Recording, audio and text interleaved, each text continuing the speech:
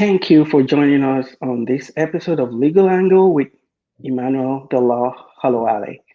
I have with me today an attorney, a professional coach, a mother, and a career woman, someone who has done it all. She's been an attorney, she's been a magistrate, she's been a judicial staff attorney, and she's currently a judicial candidate. She's going to be talking to us about the impact of COVID-19 on motherhood and career development. Welcome to the show, Anna. Hello, thanks for having me. Can you tell the audience a little bit about yourself? Yeah, so I am Stephanie Hanna, and I have been an attorney in Columbus here for the last 12 years. And as you said, I'm a wife, I'm a mom, I'm a stepmom, I'm a business owner and a judicial candidate. And I have been, like many of you, home with my kids for the last 4 or 5, maybe 6 months, and have been trying to navigate all the same things that most people are. So I'm excited to be here with you today and chat about some of that. Wow. So, how were you able to juggle all these titles? Well, I think, a lot of it is just prioritizing and figuring out what you want to do. So for me, I knew the end goal was at some point I wanted to run for office and I wanted to run to be a judge. And so just trying to prioritize the things that would be important to me so that I could get there. Same thing with when I was opening my business. I knew that was important. So I'm not doing all of the things all of the time, but really just trying to prioritize like what's getting the most attention right now.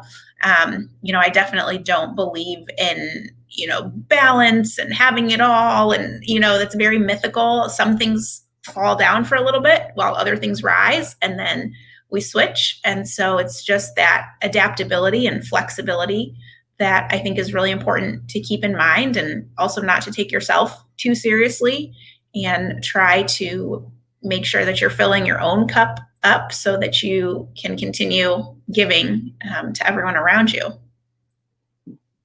Yeah, this week has been very surprising. Early in the week, an unarmed Black man was shot 7 times in the back while he was walking away from the police. Yesterday, we also got the news that Chadwick Boseman, the guy who played Black Panther, died of colon cancer at the age of 43. Now, 2020 has been full of surprises. Yes. What do you think about some of this news? Of course, it's, both situations are tragic. We've also experienced a myriad of other tragic situations in 2020. And I think in a way it has forced and challenged many of us, myself included, to open our eyes and educate ourselves and pay attention to what's happening in the social justice space. And aside from that, also know that life is short. And even though we are not in the most perfect of circumstances, trying to do what we can with what we have and recognizing that other people are doing the best they can with what they have and trying to meet people, where they are. But I will say on a lot of the social justice issues and the issues with our law enforcement and, civil rights resurfacing and really taking center stage, I think in a way it almost helped that we were all kind of stuck at home while these things were happening, because it almost like helped bring laser focus to it. And, I've incorporated those things in my campaign and in my psyche and in our home life, and things that we maybe weren't talking about as much as we should. It brought it to the forefront of our daily lives. And I wonder if it would have had that same impact if we were still hustling and bustling the way that we normally are. So in a weird way, I think the timing caused people to really stop and pay attention, and hopefully act and do things to make positive impact going forward.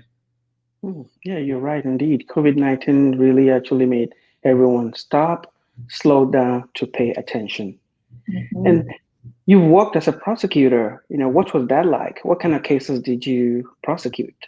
So I started my career as a prosecutor, and when I went to law school, I didn't know what I wanted to do. I didn't even know that I wanted to be a lawyer my whole life. I was not one of those people. But as soon as I got into the trial team in the courtroom in law school, I knew like I need to be in the courtroom. And the easiest, quickest way to do that was a prosecutor. So I started with the city of Columbus and the city of Lancaster and the city of Tiffin in their municipal courts. So when I graduated law school in 2008, the market was not great, if you remember. And so it was a matter of finding where these opportunities were.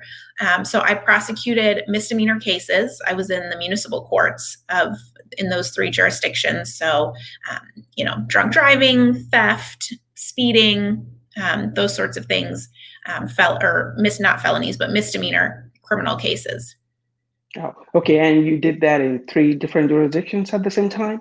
Not at the same time. So I moved from one after the other, and it was because they were laying people off because 2008. And so I had one opportunity, and then they were like, oh, we don't have a full-time spot anymore. Another opportunity, same story. But in a weird way, blessing in disguise, because that made me go to Tiffin, Ohio, is where I was a part-time prosecutor. And I got so many jury trials there because it's just a completely different environment than Franklin County. The case volume is much lower and they have time. So if someone wants a trial, you get a trial. And so here I was, a brand new lawyer doing jury trials by myself from beginning to end, while my peers who were in Franklin County, were not having that sort of experience. Yeah, I know how that is. I was also thrown into the throes of litigation very early in my career. Yeah. You're scared, but then you get the experience and you get the buzz, and there you go. Yep. What made you decide to go to law school in the first place? I had a professor. I went to Michigan State for undergrad, and I had a professor my junior year who was a career attorney, and she, at the end of her career, just started teaching a business law class. And that was the class I was in. And she just said, hey, based on some of our conversation and some of the questions you're asking, have you considered law school? Some of your kind of character traits may be a good fit. You should think about taking the LSAT. And that was kind of it. I didn't really have a better plan, so to speak, at the time. And so I thought, okay. And that kind of gave me a little bit of a nudge. And that was first year of law school for you. What's that? The first year of law school? How was it? Good. So I went to Toledo for law school, and I didn't know, I'm trying to think, I knew my roommate. We had met before, but I didn't know anybody when I went there. And when I was touring law schools, what I remember was in Toledo, someone asked, if you're in the library and you're looking, this was back when we were using paper books for research, and you were, looking in a book for something and it's the right answer, would someone ever rip it out so that other students wouldn't find it? We were on a tour, and they said that they were touring other law schools, and they said that things like that would happen because people were so competitive and tried to, maintain the competitive advantage. And at Toledo, they were like, no, that never happens here. We try to be collegial and that sort of thing. And I felt that all around compared to other schools that I had visited. So I had a great experience there. First year was, of course, probably traumatizing at the time because it's so much harder than you anticipate. Everything is new. Law school can be kind of cliquish, and, it's almost like you're back in high school. And, you don't know, it's a completely different language, and you don't know what you don't know. So, of course, all of those sorts of things, but I still keep in touch with so many people that I went to law school with. So many of them are helping on this campaign now. I mean, so many of them are, CEOs and hiring partners and general counsel of large companies. And it's so neat to see what we've all accomplished. That's awesome, being able to keep up with old schoolmates. And you also worked as a judicial staff, as a staff attorney. Can you tell us what you did? Yeah, so I worked for two judges in Franklin County, Judge Chris Gear in the Domestic Relations and Juvenile Court, and Judge Kim Brown in the General Division. And lucky for me, they were judges who trusted me to run the show for them. So I really managed their dockets. I made sure that decisions were getting out timely. I drafted hundreds of opinions and decisions on cases and decisions on motions, and worked with parties and attorneys to make sure that their paperwork was appropriate. I held status conferences and conducted a few mediations and really did anything to keep things moving. In the general division, we started out with kind of not a great docket in terms of outstanding motions, and things were late. And compared to the other courtrooms, we were pretty far behind in terms of just things not being up to speed. And within 10 months, we went from like the 16th or 15th worst docket, and we were the second or third best docket. So, it was great that I was able to step in and really kind of take the initiative, and just, a lot of these things are important. People need these decisions. And so I was responsible for a lot of those components. Wow, that was quite impressive. Because staff attorneys are like shadow judges. It's like you do Yeah. the crunch work and Yeah. Yeah. And, I was so lucky. I didn't even realize it at the time, but man, I look back now and I'm so grateful because they really, I was kind of the judge behind the scenes. Like, they really let me do a lot of the work. And now that I'm, running for a position, I'm grateful for that, because I really got a lot of that firsthand. How do you talk to people? How do you resolve cases? What questions do you ask? What's your demeanor like? What's your attitude? How are you treating parties? How are you treating counsel?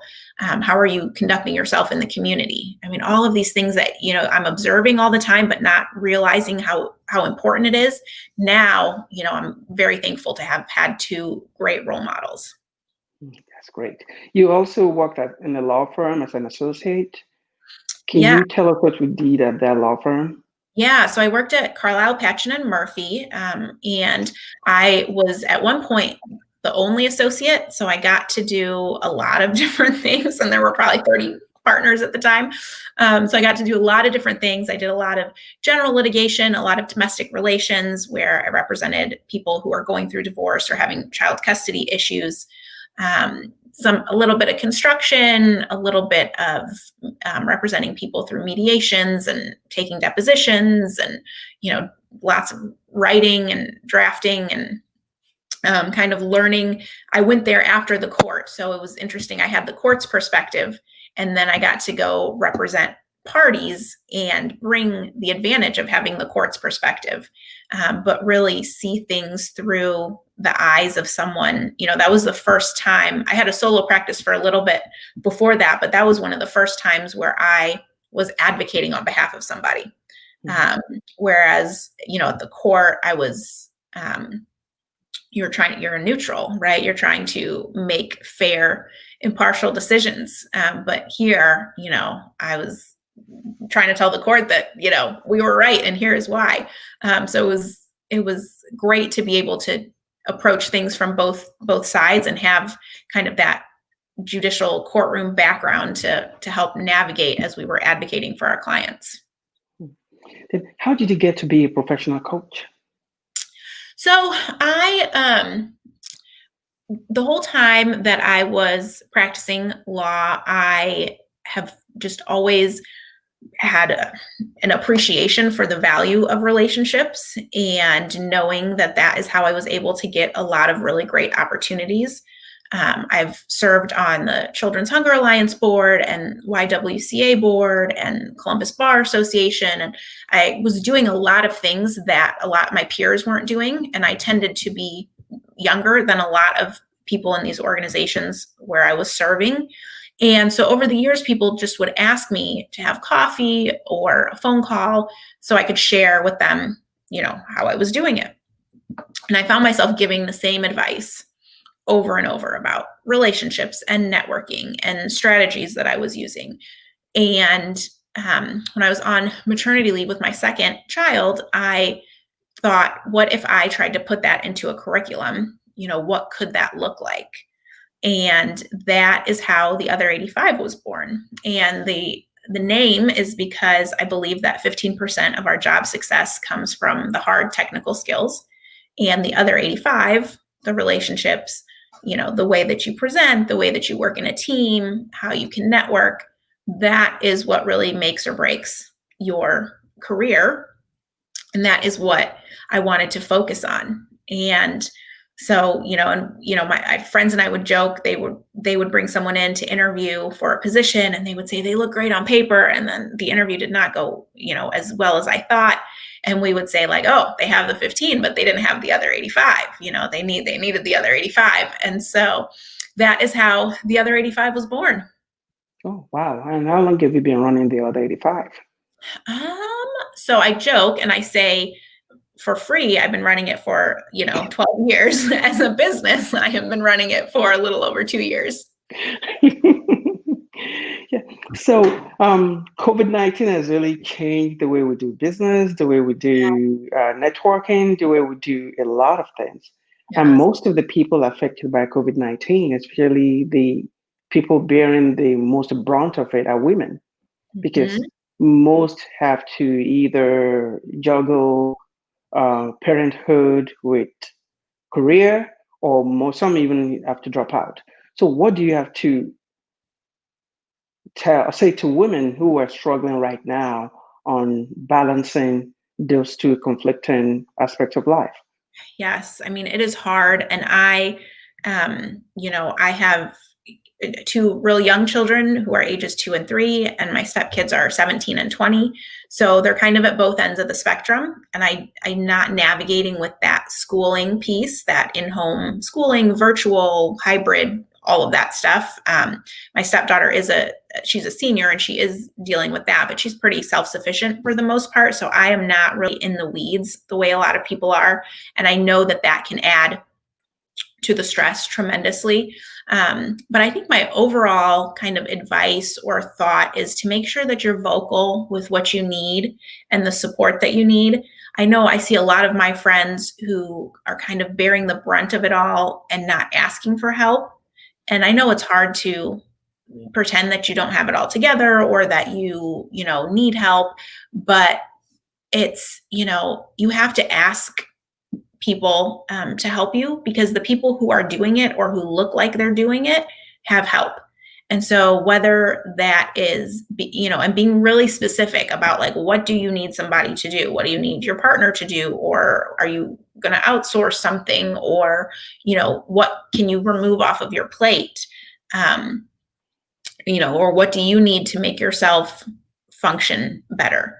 And just kind of having those honest conversations, because I think for the most, not everyone, but for the most part, when you start to recognize what you need and where you need the support, and then you start to strategically try and go find it, things tend to get better. But it's hard. I mean, the last 6 months, like, it is hard. I do think women are taking the brunt of it. I do think that employers are getting a really clear picture of what it means to have children and have a full-time employment, and have childcare that maybe doesn't exist, and school system that isn't what it used to be. And when they are seeing their male counterparts working from home with ease, right, it's because there's usually someone behind the scenes managing all that other stuff, right? And so you've got to find a way to get some help yourself. And for some people, it's as simple as telling their partner what they need. They just haven't clearly communicated that. And so I know a lot of times when my friends and I are talking about it, the first way that we try and troubleshoot with each other is, well, have you asked for help? Have you been really specific and clear about the help and support that you need? And the other piece is, what can you get off your plate? Like, what's not essential? And those two things tend to help at least shed some light on what could make the load a little lighter. Ask for help and seek help. That's the main thing to do. What advice do you have for people who are trying to develop their career during this pandemic and are struggling to do so because of the lack of opportunities out there. Yes, so it is possible. I firmly believe relationships are at the root of everything that we're doing. And as someone who has been building relationships in the last 6 months, maybe stronger than I ever have, I am here to tell you that you can do it virtually. Don't let the lack of in-person events, knock you down or hold you back. You reaching out to someone you don't know but want to get to know is not a taboo thing. People welcome the opportunity to engage and share their story. And so part of it is you've got to be proactive and you've got to put yourself out there. Part of COVID-19 and relationship building is a blessing and a curse because it has put everyone on a level playing field. The people who can go work the room, there's no room for them to work anymore, right? Like we're all on the same playing field. On the flip side, no one can just walk by your office and randomly talk to you anymore, or you don't bump into someone at an event the way that you used to. So you have to be a lot more strategic. But I do think that this is a huge opportunity for a lot of people because people are at their computers more than they've ever been. People are reading emails more than they ever have. They don't have the distraction. A lot of people don't have commute times. People have the ability to connect with you and help you. And it's the same thing. You just got to ask. You've just got to put yourself out there. What is it that you're looking for? And if someone's doing something that you like or you're excited about, tell them, ask them how they did it. Most people generally want to help you.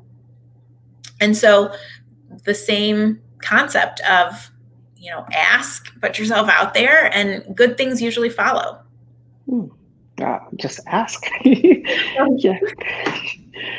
For someone like you who built their career out of the rubbles of the Great Recession, and you are also doing the same thing now during the pandemic, combining campaigning, coaching people, and also raising 2 young kids.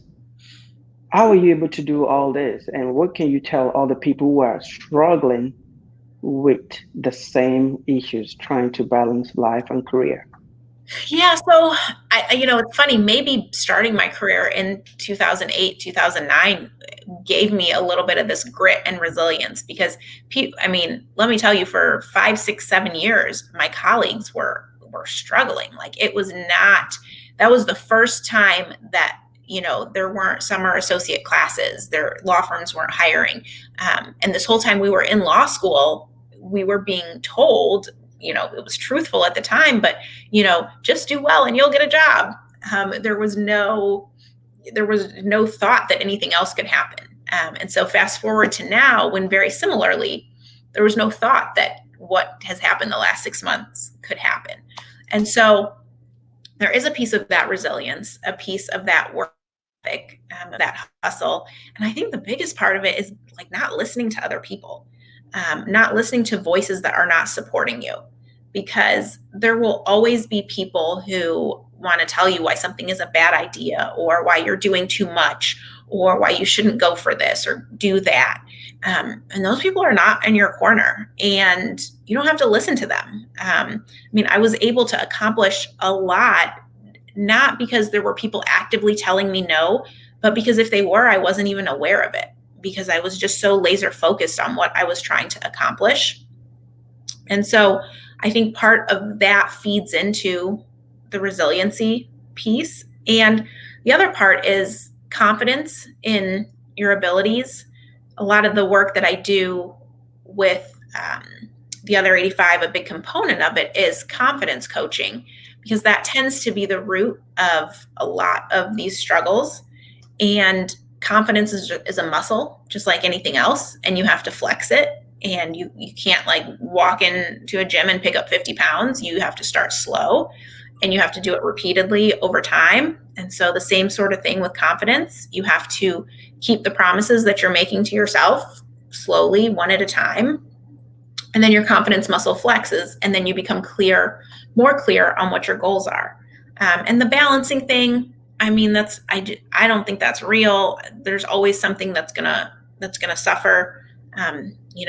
all of the things that you think are so important are not. I mean, I think that COVID has shown us that, right? All of the social things we thought we had to do, all of the clubs we had to be a part of, all of the meetings we couldn't miss, all of those things. Like, look, life still goes on, right? Like, you don't have to do them. And it's not to say they weren't important and we don't miss them, but I think it's just such a priority focus, an opportunity to put things back in focus of what's important and what you can let go.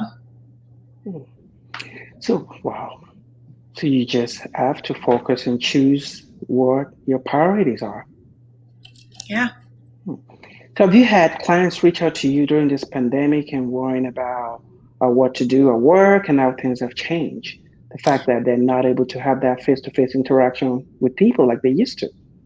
Yes, that has come up for the last several months. And so I've been doing a lot of workshops and programming and coaching around the idea of how do we network now in this age of COVID and post-COVID. And, it's interesting. A lot of the principles still apply, but the principles in terms of putting yourself out there and when we had real events, what would we tell people? Go to the real events, introduce yourself, say what you're interested in, what you're looking for.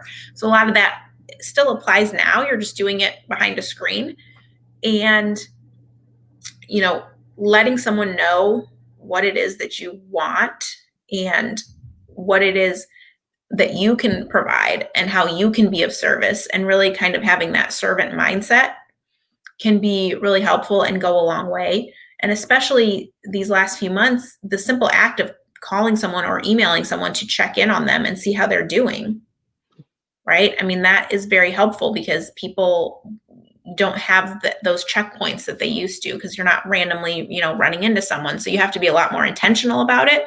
But, I've been on the receiving end of those sorts of notes and messages, and that's, that feels great. Someone is concerned and wanting to check in and see how you're doing. So networking is still alive and well. You just have to tweak it. And people have more time now. So you could say, hey, do you have 15 minutes for a virtual coffee? And now I don't have to worry about where to go and where to park and the drive time and, where we're going to meet. And that's not convenient. And I won't be able to make it to court in time. And, all those things that we used to juggle before. Now it's like, oh yeah, I've got 30 minutes. I can give you 15 of those, because I'm sitting at home, behind my computer anyway. So how do you actually do virtual coffee? Do you get coffee for the other person, or do you just get your own coffee? So it's interesting. So I think it depends on like the relationship. I have done it a couple ways, and I have talked to people about this a couple ways. So you can send like a Starbucks, like a $5 thing, like through the app on your phone. You can email them a gift card, or you can everyone will bring their own coffee to it, sort of thing. So it kind of depends on the dynamic and, if you know the person, if you don't, if you're trying to build a relationship, that sort of thing. But if you are trying to be a little extra fancy, you absolutely can use the app or send someone. I mean, you could even like Uber them a drink if you wanted, before your virtual coffee. For new attorneys who graduated this year, what advice do you have for them finding a job and networking? Man, so the first is probably get through the bar exam. I'm not even that familiar with what's going on, but I know they've pushed it back twice and now it's fully virtual. And these poor people have been studying since May for a test that still has not occurred. So, I don't have advice about that because that sounds very rough. Instead of, 12 weeks, it's now we're pushing like 24 weeks. So get through that hurdle. But at the end of the day, relationships move the world, right? I mean, someone's got to know you and someone's got to trust you and like you. And the only way that can happen is if they hear from you and if you introduce yourself. And lots of times people think it's, submitting resumes online or looking for jobs online. That's one way. That's part of the puzzle, but that's a small part of the puzzle. Bigger part of the puzzle is telling somebody, right? Like, hey, this is what I'm looking for. Here's my resume. Can you do this? Can you introduce me to this person? And anytime when you're in that mode of expanding your network, anytime that you have a coffee or a conversation with someone, always at the very end, ask them for one or two other people that they think you should connect with so that you can continue growing your network. And then you'll have some commonality. So when you reach out to the new person, you can say, hey, I just had coffee with Sally and she said you'd be someone I should connect with. Do you have time in the next few weeks? Sort of a thing. And then that's how it grows. And so I still think that applies probably more than ever, because now most resumes look the same. All right. Like if I'm picking through 15, they kind of all look the same. You all have a degree, you all pass, might be some difference in your grades and you're all active in some sort of thing and you all chaired some committee, everyone kind of looks the same on paper, especially if you're like an entry level lawyer.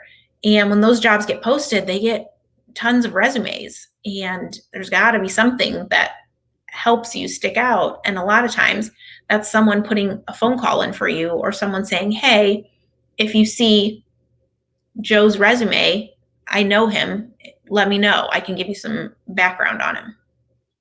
Networking matters. Yes, more than I think we realize. Why did you decide to run for judge? So when I started, I spent most of my career in the courtroom.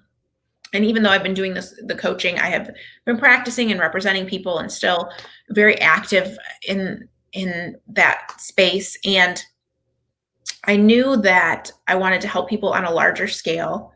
And I know how important the work of our domestic relations and juvenile court is. And I believe in our families and children and the work that court does. And I know that I can make a difference. And I have been surrounded by people who are judges and in the court who have told me that I embody characteristics that would fit well for that role. And so that has been really, driving me to go for it. So I ran in 2016 and I lost a close race. And there's another opportunity now. There's a newly created seat in our domestic relations and juvenile court. And so that's the seat, that I'm running for. And at the end of the day, it's because I think I can make a difference and I can make things better than when I found them. Okay. What were those things that you've learned from your last campaign and this one? What are those differences? Yeah, man, so many things. It's highlighted the fact that every person matters, every vote matters, relationships matter. People want to hear from candidates. I think especially in, last time I ran 2016, a presidential year, this year, a presidential year. Yes, the focus is at the top of the ticket, but I think it almost endears people to local candidates because they maybe get frustrated with what's going on at the top, or they feel like they can't make as large of an impact as they may want. But locally, you can make a huge impact. Getting to know people who are running in your backyard, and especially in this court, because this court is in your living room making decisions about when you can and can't see your kids. And, if you have a young person in your life with a criminal issue, making some really important decisions about their future. And so, what I've learned from last time is that people really care about those things. Experience matters and it's important, but that's not what people are out there asking you about. They're asking you about your compassion and your ability to be fair and to listen and to be active in the community and to be welcoming and to, be aware of your own implicit biases and to come up with ways that you and your staff are going to check those and make sure that they don't creep into your decision making. And that's the stuff that matters and that people care about. And then also, on a bigger scale, when I ran in 2016, I was pregnant for most of that campaign. And so I couldn't get out the way that I'm able to get out now. And, COVID has impacted that to a certain extent. But, I think that personal contact, that personal touch is critically important. Mm. You also worked as a magistrate. Can you tell us the court and what kind of cases you handled and when was that? Yeah, so that was 2012 and 13 in this court, the Domestic Relations and Juvenile Court. And I was a staff attorney at the time for Judge Gear, and there was an opening for a magistrate, and the judges unanimously voted that I would take over that role. And so it was a juvenile docket, so it was unmarried parents, juvenile custody were most of the cases that I heard. And trying to think, that was such an impactful time also, because those cases that I was able to hear and preside over were, for whatever reason, the magistrate that I took over for, they had been lingering for a very long time, and so these people, needed resolution.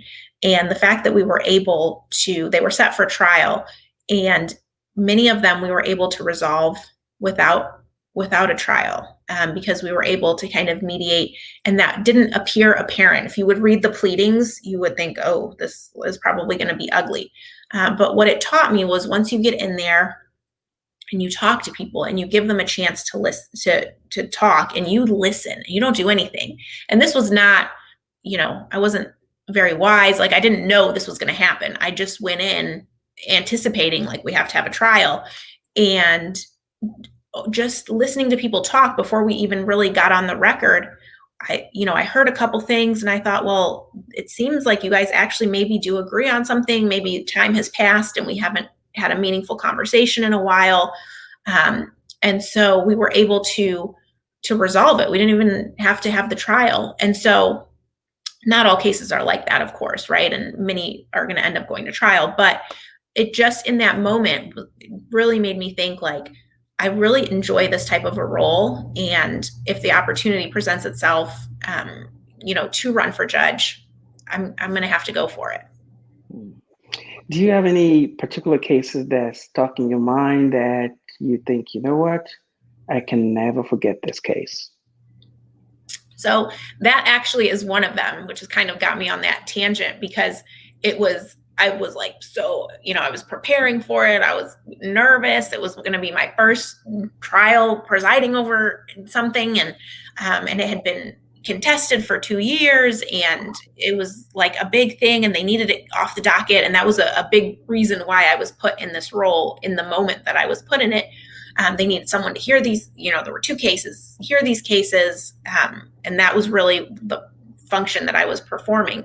And when I came back up and told the judge that I had been working for at the time, I think we're resolving this.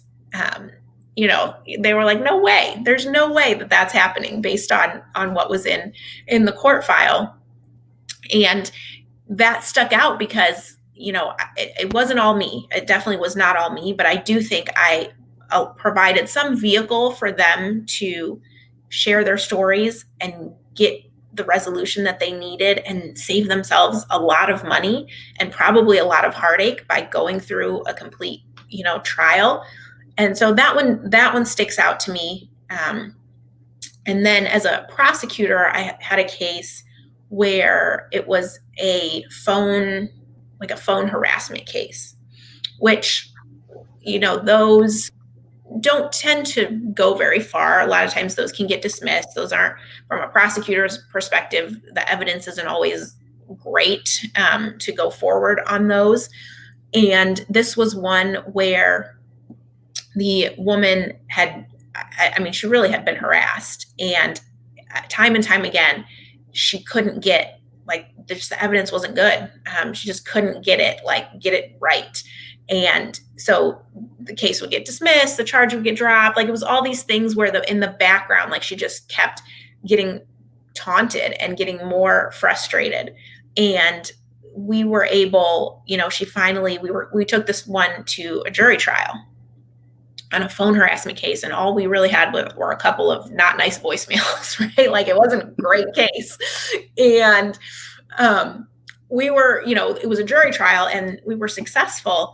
And just her, I mean, her compassion and her appreciation over something that, like you don't even feel, you're like, okay, I mean, those aren't nice messages and, sorry that's happening to you. But in their world, in her world, that was the biggest thing going on. And so those, there have been several stories like that, but just where people are so appreciative, and it just puts in perspective that, man, this may be one of 5,000 cases that you've done, or one of 500 cases on the docket that day, but everyone matters to every person, and to the person going through it, that's their entire world. And so cases that highlight that, I always appreciate those, because it really reminds us why we're doing this. Wow. You mentioned that when you were running for judge in 2016, you were pregnant at the time. Yes. And right now you're raising a toddler. Yes, 2 of them. Yes, that's like, in every aspect of your life, you always have this, you're competing at a high level. Meanwhile, you're juggling parenthood with these things. What are those things that you're doing that you can tell other women who are out there right now struggling or thinking of even not trying just because of parenthood? Yes. I mean, man, don't let that stop you, because if it stops you, then like you're check yourself out forever, right? Because your kids aren't going anywhere. So you've got to find a way to, right? You've got to find a way, to push through. And if you think you can do it, like that's the only thought that matters. So practically speaking, though, right, that's not good enough to just think you can do it. Practically speaking, ask for help, lay out a plan, be vocal about what you need. So for me personally, I need to try and work out a couple times a week, and I need 30 minutes in the morning so that I can kind of plan my day. Now those things come with sacrifice, right? So that means like I have to wake up at 5 a.m. for that to happen, but you've got to kind of find ways that you can make sure your needs are met so that you can accomplish all the things that you're trying to accomplish. But just, go for it. And it all works out, right? When I ran in 16, people were like, oh, you're pregnant. Can you, should you, it's hot. Can you walk? I mean, all these things, right? You figure it out. You figure it out as you go. This time, oh, you've got, 2 kids, 2 stepkids, all these things happening. And, now the world is kind of shutting down here for a couple months. You figure it out, you adapt. And these things, they're going to serve me great on the bench, right? I mean, we're all adapting. We're all trying to figure things out, and don't let the fear of the unknown kind of trip you up, and don't let not being 1000% qualified for something stand in your way of going for it.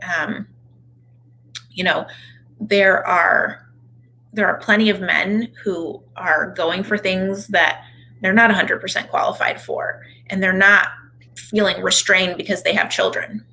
And that's in fact, that's the most helpful thing.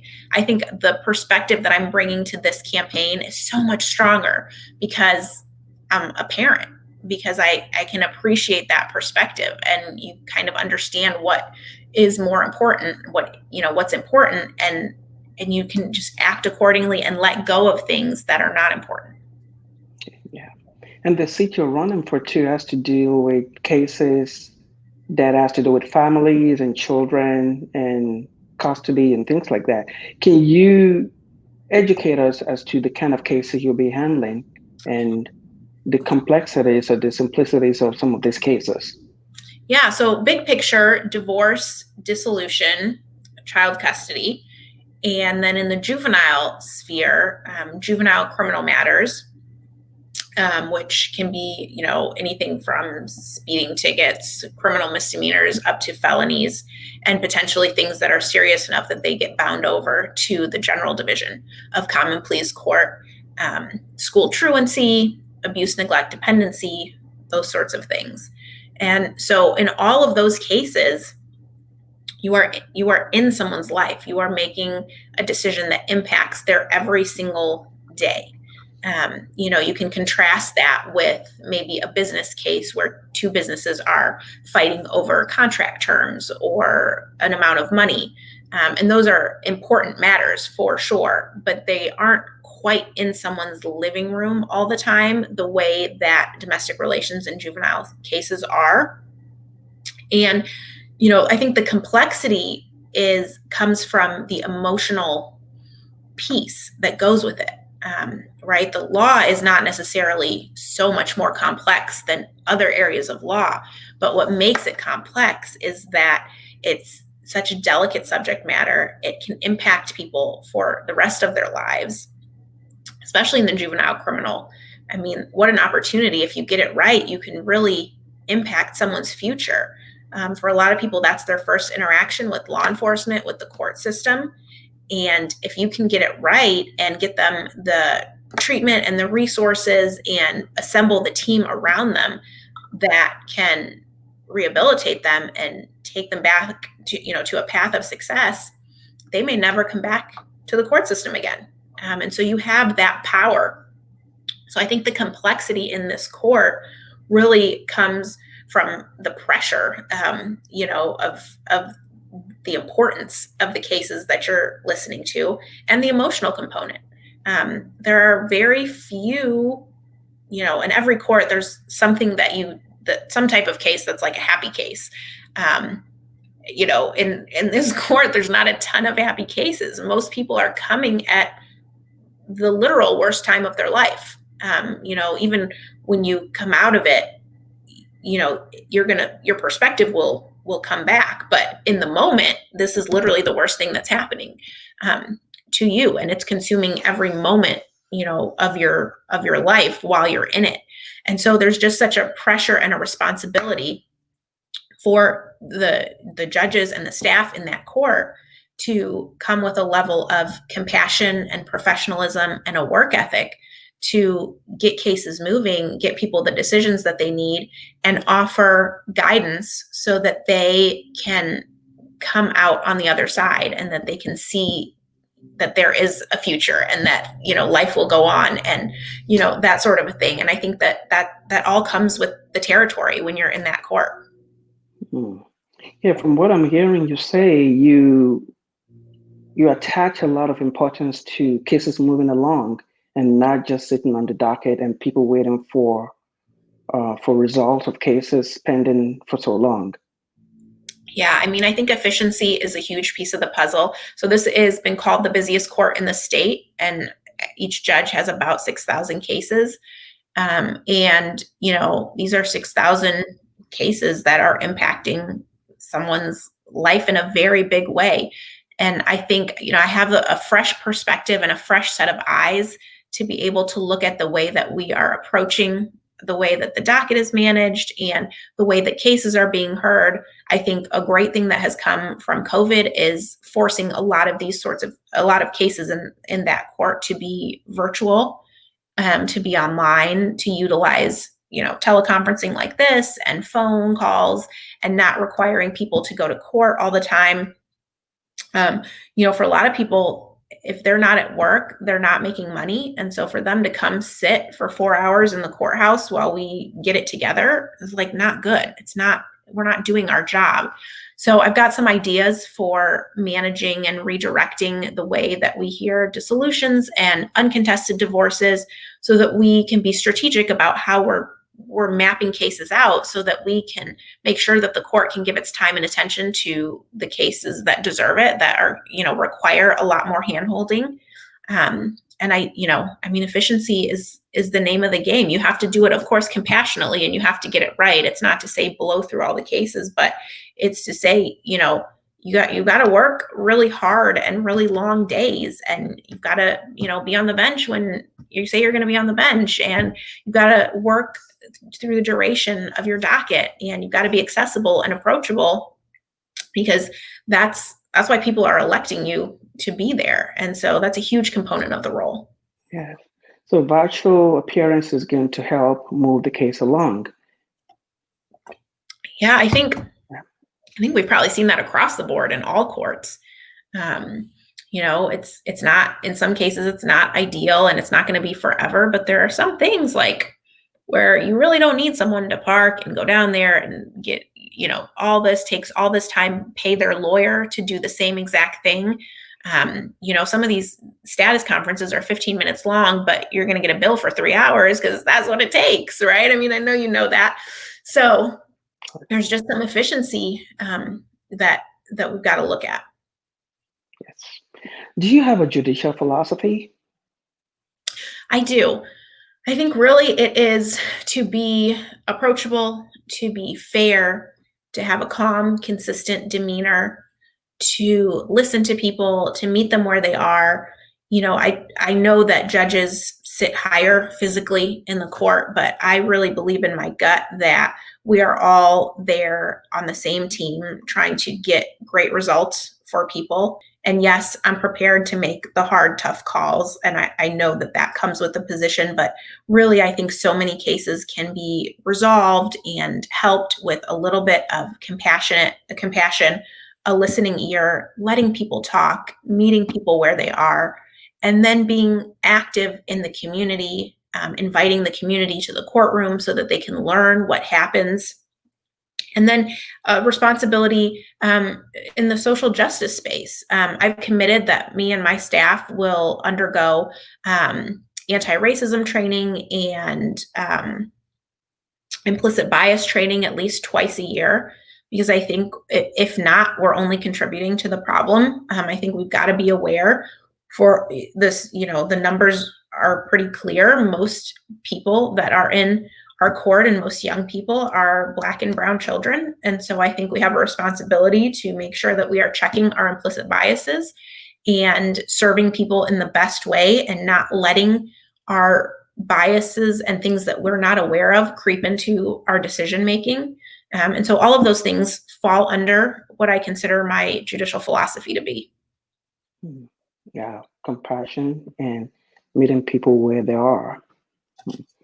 And over the years, almost I don't go to a lot of networking events, but everyone that I've been to, I see you there, walking the rooms, hardworking, passing cards, talking to people. Yes. So yes, you're always working hard. So what do you do to unwind after putting in all these hours? So lately it has been physical activity that has been really helpful and nice, especially after both my pregnancies were pretty close together. So after, coming out of that phase, it's been nice to have a little time to be able to, to work out myself. Community service, volunteering, trying to give back, that definitely fills my cup up, and learning about new things happening in our community and trying to expose my kids to those and trying to, teach them all the things I want to teach them, through experiences and helping others and recognizing that, we're all different and we have to have compassion and, all of these things. So that fills up a lot of time. And then, you've worked as a prosecutor, as we've established, as a magistrate, as a staff attorney, in private practice. What are those skills that you learned that you believe that you're bringing to the bank that will allow you to be a good judge? Yeah, I think, I take a little bit from all of those and bring them with me. I think as a prosecutor, the ability to manage large caseloads, to think on your feet, to interact with the public, as a staff attorney, to look at a case, evaluate a case, spot the issues, do the research, draft decisions, know how to analyze the law and analyze the facts and apply those facts, all of the substantive pieces of that, managing large dockets, keeping things moving, being approachable, from representing clients, being a listening ear and letting people know that they're always welcome, and that their opinions matter, and that, giving them perspective, and helping them see that, sometimes they're trying to fight so hard for this position, but let's take a pause back. Let's look at things from a bigger picture. Let's think about our children, those sorts of things. And a lot of that comes through in the coaching as well, where I'm always trying to let people, let's think about it from this perspective. Let's look at it, from this side. And so I've been pretty strategic, trying to make sure that every experience will help me fulfill this role to the best of my ability. There's always room to learn and grow, and I certainly don't think that I know it all. But I do feel very, very prepared, and that I've been very intentional in trying to be a community servant so that I can be ready to serve in this role. Every experience is a building block. Yes. So what do you have to say to people who are out there who think my vote doesn't count? I don't care with the judges, so I don't care about judicial candidate. What do you have to say to those people? I know. So a couple of things there. So first of all, your vote counts. As somebody who lost a very close race in 2016, let me tell you, they all count, every single one of them. And I am very, very concerned with every single one because they do matter.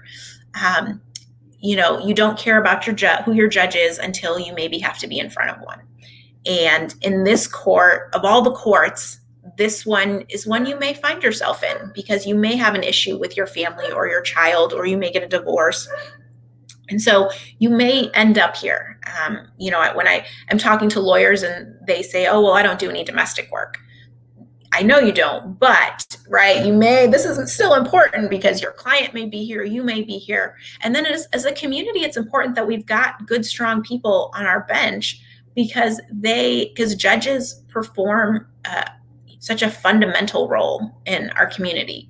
They're making decisions that are impacting so many lives on a daily basis. And you may not have control over what happens at the top of the ticket, but you have control over who your local elected officials are. And it's so easy to reach out to them, meet them. I see my contact information here at the bottom. That is my cell phone number. I answer it. I will respond to emails.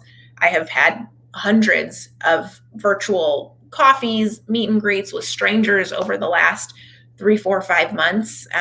Because if you have a concern, I want to talk about it. If you have a question, I want to answer it.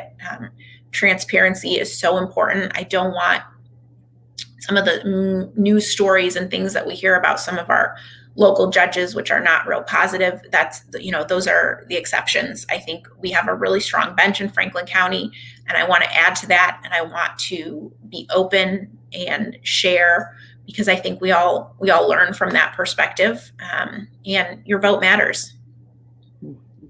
Oh, thank you, Stephanie, for joining us on this episode of Legal Angle with Emmanuel the Law Holowale. Thank you. Thanks for having me.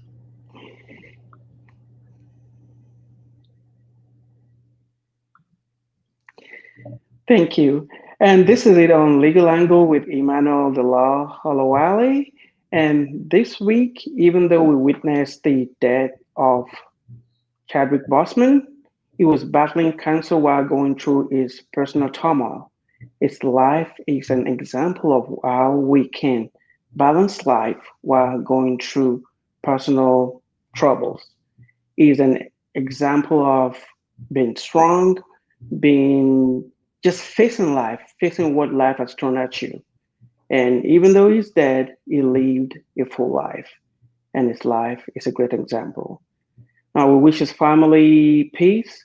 I hope his children will find the peace that they need, and his wife, and I hope he rests in peace. Again, this is it on Legal Angle with Emmanuel the Law Holowale. Until next time, be safe.